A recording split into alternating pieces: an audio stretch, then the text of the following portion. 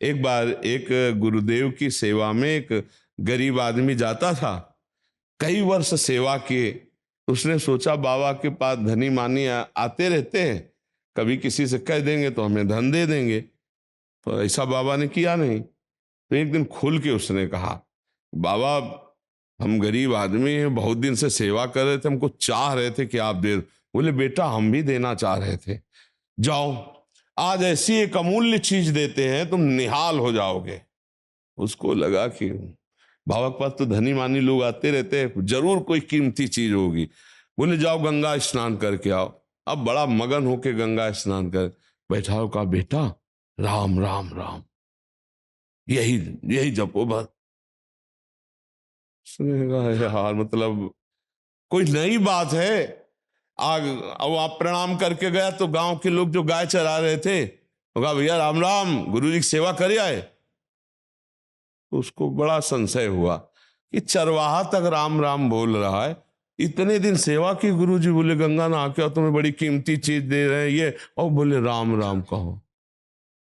तो एक बार लौटा कि जाके महाराज जी से कहे कि फुसलाओ मती हमें, हमें तो संपत्ति चाहिए थी ऐसी कि जो हमको माला माल कर दे। तो गुरु जी सिद्ध पुरुष थे, जब वो लौट के गए तो बोले बेटा एक काम है। बोले गुरु जी कुछ पूछना था। बोले बाद में, हमारा एक काम है, एक हमारी झोली में हीरा रखा है, उसको बेचना नहीं है, केवल दाम पूछ के चले आओ। बोले ठीक है गुरु जी। अब वो हीरा लिए बाजार में गए तो सब्जी वालों के पास, तो सब्जी वाले ने देखा कि चमकता हुआ पत्थर है, तो उनका किलो 2 किलो बैंगन ले लो या आलू ले लो।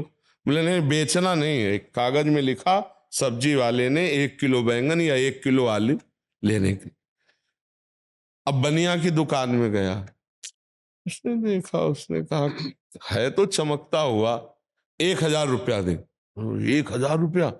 अगर किलो 2 किलो वहां आलू लेके बेच देते तो क्या हम जान पाते। 1,000 रुपया लिखा, 1,000। बोले लाओ। अब वो स्वर्णकार के पास, वो स्वर्णकार ने देखा हीरा है, पर ऐसे गरीब आदमी के पास हीरा कहां से आ जाएगा, तो नकली है लगभग। उनका 1,00,000 रुपया देंगे।